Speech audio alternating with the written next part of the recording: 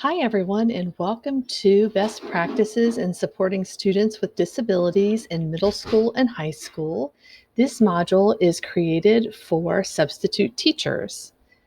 My name is Dr. Laura Clark, and I am one of the special education consultants at the Northern Kentucky Cooperative for Educational Services, and I'm so happy you could be here with me today. In this module, we're going to look at some overview strategies you can use to provide instruction for students. We're also going to look at some student behaviors that you might encounter in your substitute teaching. And I'll also be sharing some recommendations for best practices in supporting middle school and high school students in the areas of reading, writing, computation, and behavior supports. So let's dive in together. When we think about supporting students with disabilities, I often think of curb cuts. And I'm sure you're wondering, why in the world would Laura be thinking of curb cuts? But when I think about instruction, and students with disabilities. In the past, we might have thought about students with disabilities as always needing something completely different and separate than any other student. But in fact, what we're really looking at is the concept of universal design for learning. And Universal Design for Learning, or otherwise known as UDL, came out of the world of architecture and, yes, curb cuts. So when we have a curb cut, it was originally designed as part of the Americans with Disabilities Act to provide access for people who used wheelchairs as their way to get around. But when you think about curb cuts, all kinds of people benefit from curb cuts. I benefit from them, you benefit from them, people with strollers, people that are pushing big carts or pulling large containers, people that just want an easier way to get onto the sidewalk. And it's the same way with learning. So, if we think about universal design for learning and your work as a substitute teacher, what we're really talking about is providing curb cuts in instruction. And that can look like just making things clearer for all students, right? So providing slower directions, not providing, multiple directions at one time. Like, okay, everybody, we're getting ready to read. So get out your book, turn to page 49. You need a pen, you need a pencil, you need a piece of paper. And if we're in remote learning, we could say something like, okay, everybody, we're getting ready to start this module. So you're going to need to get in front of you your book. I want to make sure that you're ready to take notes. You need to have 5 extra post-it notes in front of you. We're telling people rapid fire instructions. Instead, if we think about best practice and universal design for learning, we're going to give people single step directions with some visual supports.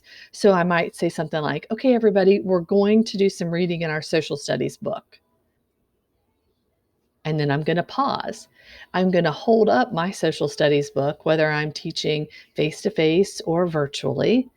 And I'm going to give people time to get that book out. And then I'm going to say, let's all turn to page 57. Ideally, I'll write 57 either on my whiteboard or I'm going to show that on the screen. And then I'm going to take time to turn to page 57.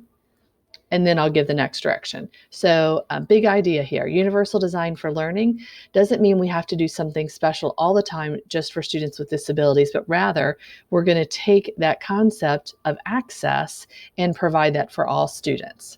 Having said that, though, there are times when we will need to do things just for students with disabilities because it's required by their IEP. And we'll talk about that in just a few minutes. So, when we're thinking about students with disabilities who have those individualized education programs or IEPs, it means that they require some things that might be different than students in the general education classroom overall for learning. And they need something specific to be able to access the content. Brooks Publishing shared with us this fantastic analogy. When we think about our teaching and instruction, it's a lot like being a doctor. And our students come to us with all kinds of different needs. So here on the left, we've got a student with a scraped knee, one with an upset stomach, possible broken arm, and a cough. And if we said to all the students, here's some cough medicine, only one kid is going to get what they need. But if on the image on the right, we provide students with exactly what they need. So if one student is having trouble focusing for more than 15 minutes, then that student is going to need some additional breaks and tests that might be able to be taken over multiple days. If we have a student who really needs to keep moving and thinks best when their hands are busy, then we're going to provide them with some kind of a fidget or a tactile activity. If one student does better talking about what they know rather than writing it, then we're going to allow them to create a video instead of writing a paper. And if one student needs a different kind of pencil or pen, then we're going to provide them with some modifications. So you might be working with students who have a wide variety of different needs, and they will need different supports, and that information should be provided to you in the substitute teacher information. Anything that you are providing for a student, keep in mind, should be kept confidential. It is not something we discuss, outside of the school or even outside of the classroom, but only with those people who have permission to know about the supports that our students need. If you'd like to print out this poster, I have hyperlinked it in on both slides down at the bottom. And it's great to keep in mind that there's a wide variety of accommodations that our students might need in order to be successful. But if we think back to that image of curb cuts, it might be possible that this student needs classroom breaks, but it might be beneficial to everyone to take a break. And this student might need to be able to talk about what she knows, but all students could benefit from options in the assignment. While this student does best when their hands are busy, every student might benefit from having the ability to access something tactile when they're listening to content. And the same with our final student who isn't able to grip a traditional pen or pencil. Everyone might benefit from at different times using modified writing utensils or scissors. When you think about supporting students with disabilities, sometimes we think that it should be obvious which student has a disability and what that need should be. But in fact, it is often the opposite. So if we think about the 5 students who are represented here, and I said to you, pick out the student who has a disability, you can't do that based on just looking at their hands, or often you can't do that just by looking across the classroom and trying to identify which students might need extra help. So in our schools, we provide students who have both visible and invisible disabilities, and they're often really not apparent until we ask a student to do a task where they have a deficit or need help. In our photo here, one of our 5 students might have a specific learning disability in reading, and they might need to have the passage read out loud to them. Another student might need a calculator to solve math problems, while another student might require support for organizing their writing and staying on task or breaking down complex problems. So let's talk about the big picture. Why is this so important to understand? For some of us, the road to learning is straight ahead with clear skies. Give us a task and we can dive right in. But for other students, including students with disabilities, the road to learning often feels like this. You can't see where to begin a task, how to find the answers, and how to know when you're done with the task. So we might need some additional supports. For some students, it's a never-ending cycle of confusion, rather like trying to find your gray truck in the mall parking lot on a day like this. So what can we do to help students with disabilities to successfully engage in learning? One thing we can do is provide clear signs, clear structure, and clear order to point students in the right directions for learning. But the supports have to be provided in a way that students can understand.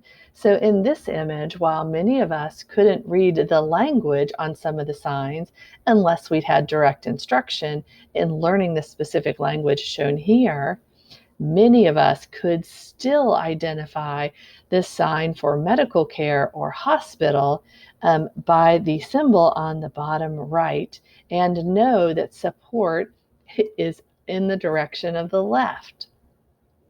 This is the same for students with disabilities and providing universal access for all students.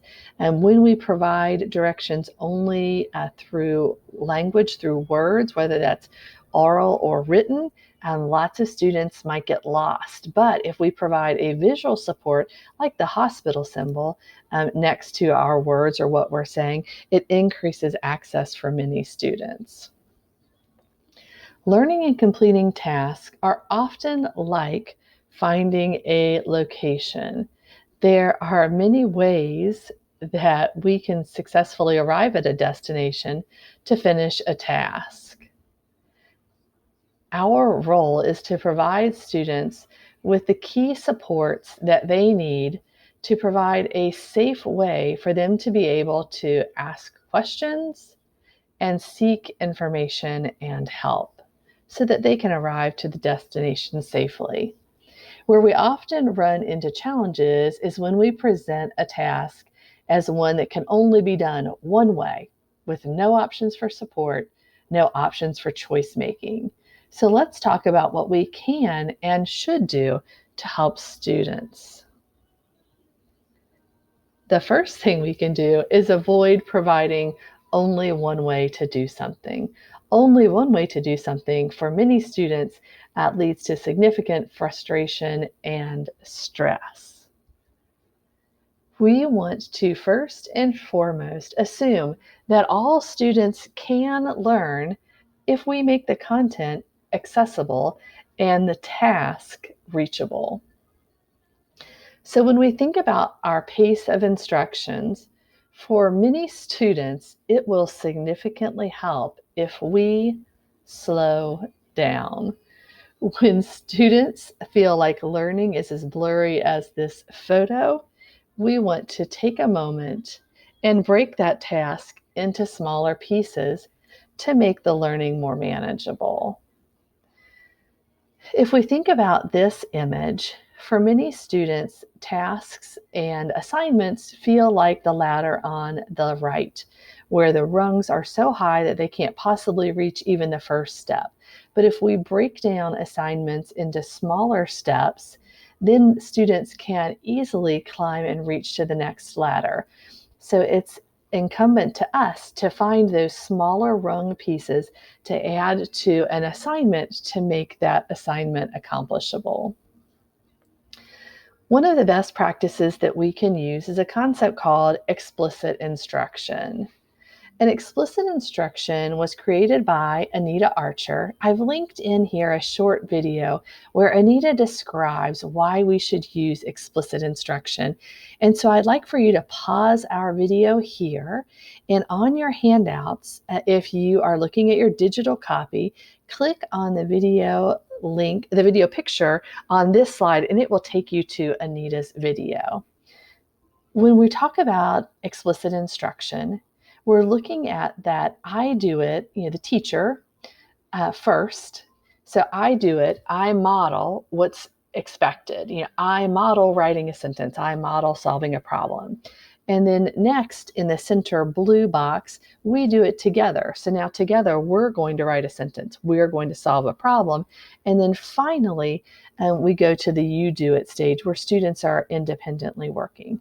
For students with disabilities, we often need more practice opportunities, so more chances to write sentences together, more chances to solve problems, and then some scaffolded supports before students work independently. So at this point, I'll ask, pause, watch Anita, and then jump back into the slides as soon as you have a chance to listen to her words of wisdom.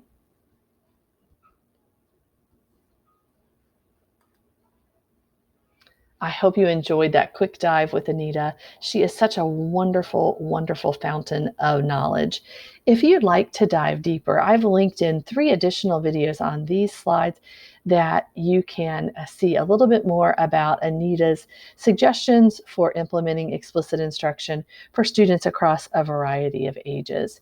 And keep in mind that explicit instruction is great not just for academic content, but for also providing instruction on those behavior expectations of what we expect to see in our classrooms.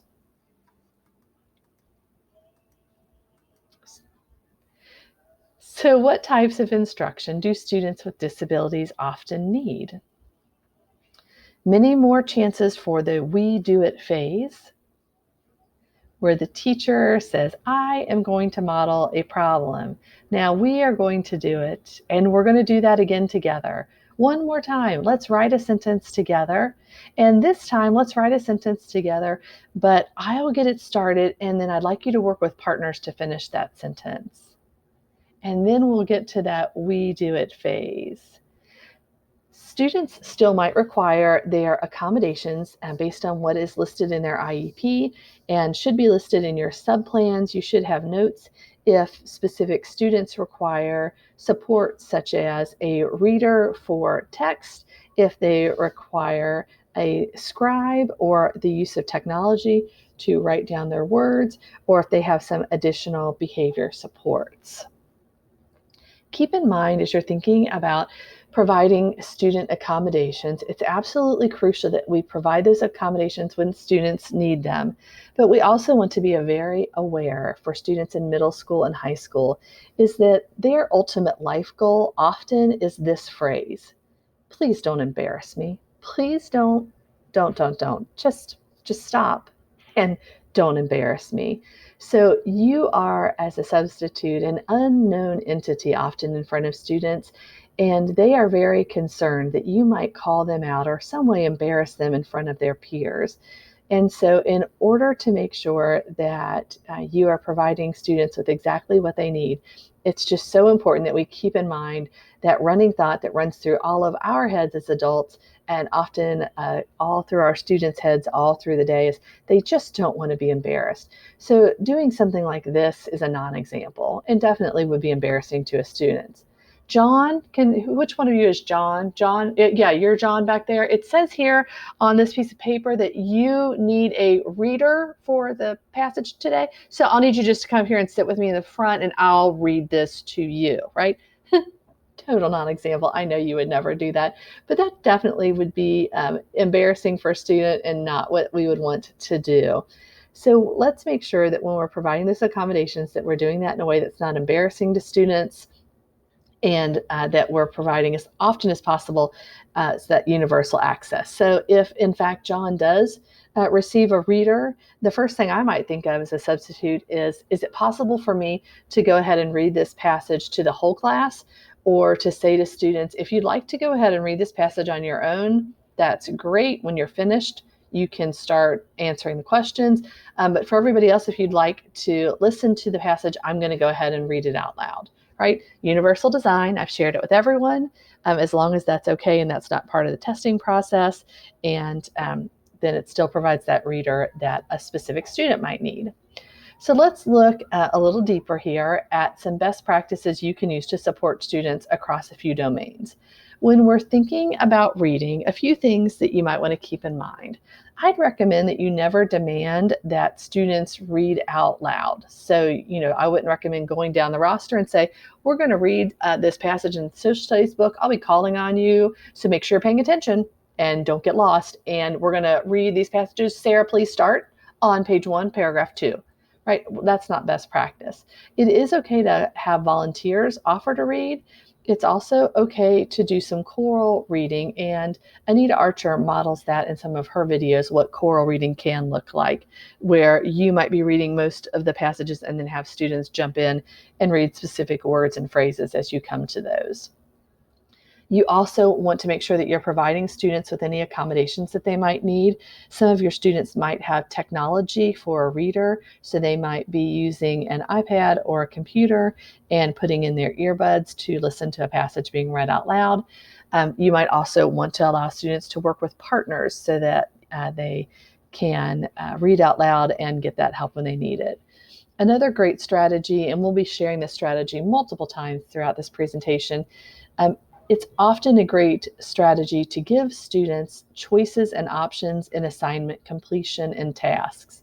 If there are 2 or 3 tasks that you need students to do before the end of class, allowing them to do those tasks in the order that works best for them can be great. Allowing choices such as use a pencil or a pen, start at the beginning of the page or the bottom of the page, can really help increase students' ability to finish tasks. Another great option, oops, sorry, that went way too fast, is to give students the ability to break tasks down into smaller pieces. So now let's look about writing. Remember, our ultimate life goal is not to be embarrassed. So giving choices and options to complete the assignment, breaking those writing tasks down into one-step directions, you remember the rungs on the ladder, and providing some visual supports for each step can be very helpful, as well as providing student accommodations, including technology for writing or the ability to work with partners on a task can be really beneficial, and making checklists for completion. And we are chatting now about strategies we can use to support students in math. So let's start by looking at a few things that we can do. The first strategy that is often successful is allowing students, when possible, to work in partners